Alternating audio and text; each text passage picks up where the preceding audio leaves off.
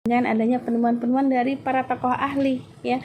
Di sini ada tokoh-tokoh yang menemukan berbagai macam penemuan. Di antaranya ada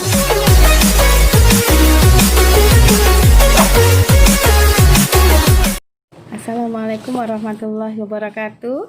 Selamat pagi semuanya.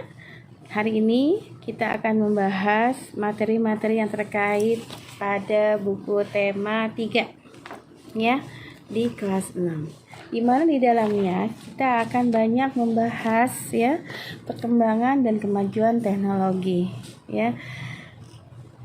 Kemajuan teknologi begitu pesat dengan adanya penemuan-penemuan dari para tokoh ahli ya. Di sini ada tokoh-tokoh yang menemukan berbagai macam penemuan.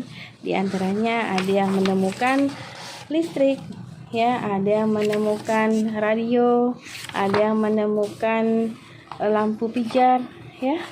Dan itu tentunya amat sangat bermanfaat bagi kebutuhan manusia.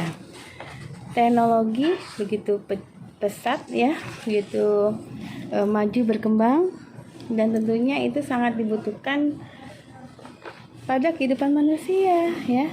Coba kita bandingkan saat sebelum adanya kemajuan teknologi ya. Tentu segala sesuatunya tidaklah secepat ketika kita sudah ada teknologi ya. Contohnya ketika kita berjual beli.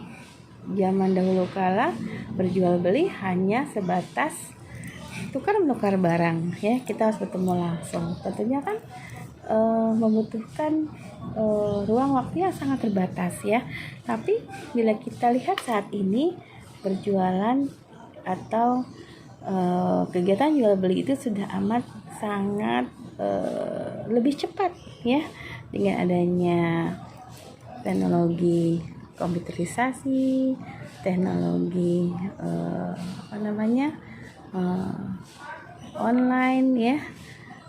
Itu kita bisa dengan mudah untuk membeli barang tanpa harus kita datang ke tempat jual beli tersebut ya. Nah, bukan hanya aktivitas-aktivitas yang artinya seperti jual beli saja yang adanya perubahan ya. Kita lihat bagaimana seperti penggunaan listrik ya. Nah, penggunaan listrik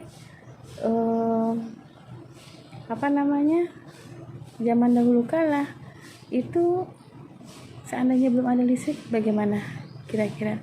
Tentunya tidak secerah sekarang ini ya.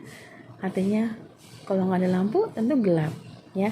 Kalau sekarang dengan adanya lampu, kemudian beraneka rupa warna-warninya, itu tentunya lebih memperindah dunia ini ya.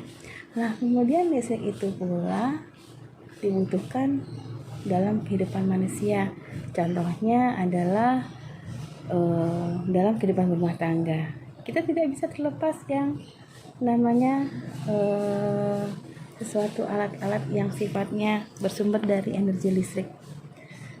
Kita membutuhkan apa? Coba kipas angin, kemudian AC, kemudian televisi, kemudian radio, kemudian magic chair atau magicom, kemudian kulkas ya, semua membutuhkan aliran listrik. Nah, kalau seandainya tidak ada aliran listrik, apa yang terjadi? Tentu akan terhambat. Mencuci dengan menggunakan tradisional, menggunakan tangan ya, tentu akan lebih mudah ketika kita menggunakan mesin cuci. Kemudian kulkas tidak bisa kita nyalakan, apa yang terjadi? Tentu kita tidak bisa menyimpan makanan-makanan untuk menjadi lebih awet ya, tahan lama.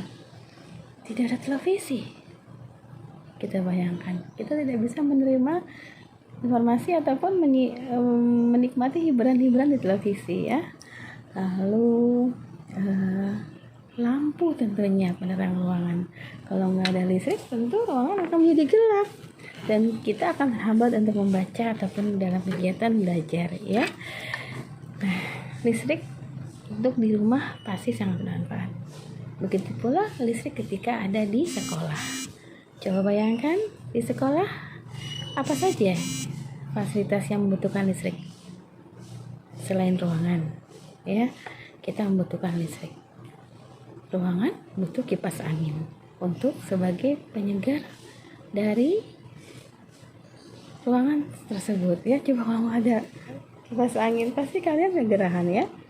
Nah, kemudian komputer di sekolah dan tentunya lain-lainnya banyak sekali. Selain di sekolah, perkantoran, kemudian rumah sakit sangat membutuhkan listrik ya. Nah, kalau tidak ada listrik pasti akan terhambat semuanya. Nah, listrik itu didapatkan dari sumber energi listrik ya. Jadi sumber energi listrik itu bisa didapat dari mana?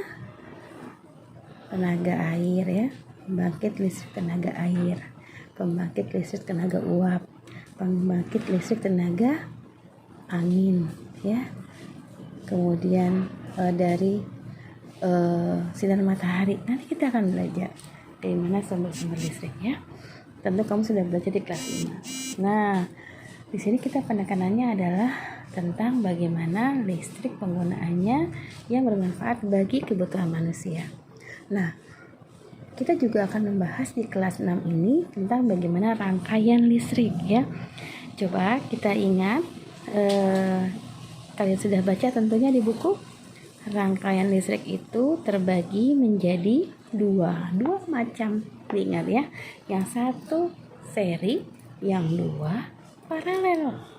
Seri dan paralel. Nah, kalau seri ya, diingat rangkaian seri itu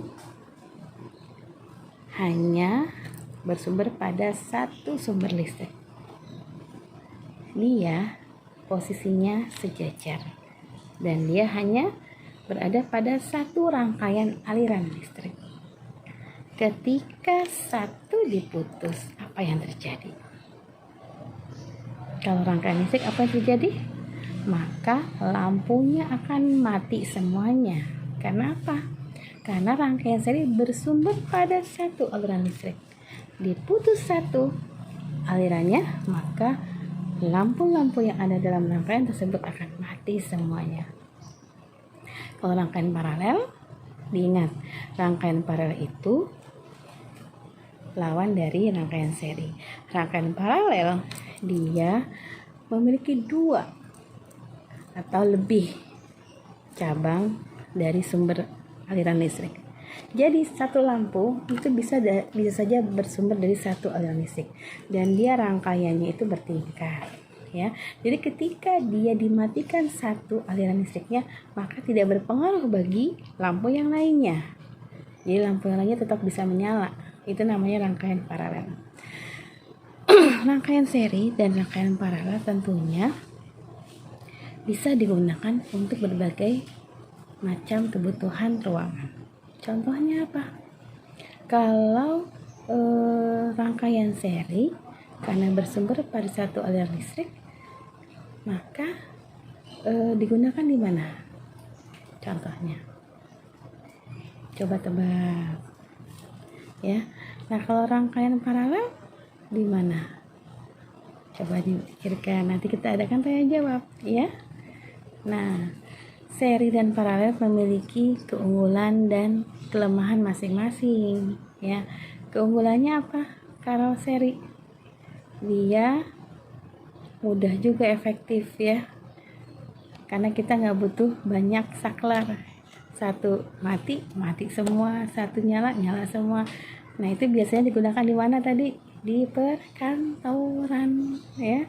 Tapi tergantung ya perkantoran mana. Ada yang ruang-ruang tertentu yang dia butuh sekali nyala, mungkin di lorong biar dia nyala langsung. Tapi kalau di ruang-ruangan itu rangkaiannya berbeda ya. Nah, kalau rangkaian paralel gimana?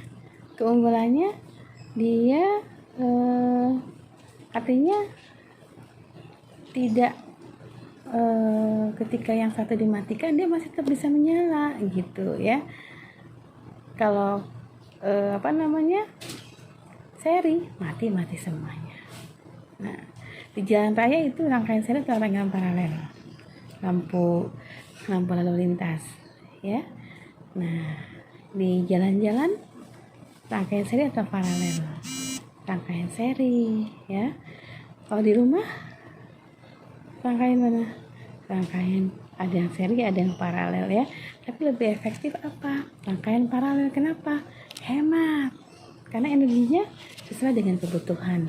Kalau seri, ya kalau nyala semua nggak bisa dimatikan, kan sayang, tidak hemat ya. Nah, jadi demikianlah penjelasan Bu Sulis tentang bagaimana rangkaian seri dan paralel yang saat ini kalian telah mencoba memahami dan mempelajarinya. Mudah-mudahan bermanfaat ya. Jadi kita bisa lebih mengetahui mana saja yang seri, mana saja yang paralel.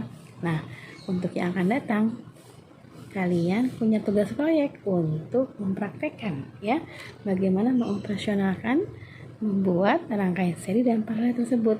Nanti kamu akan coba mempresentasikan dan menjelaskannya di depan kita bersama tentang bagaimana mengoperasikannya ya. Itu saja penjelasan Bu Sulis. Sampai jumpa. Assalamualaikum.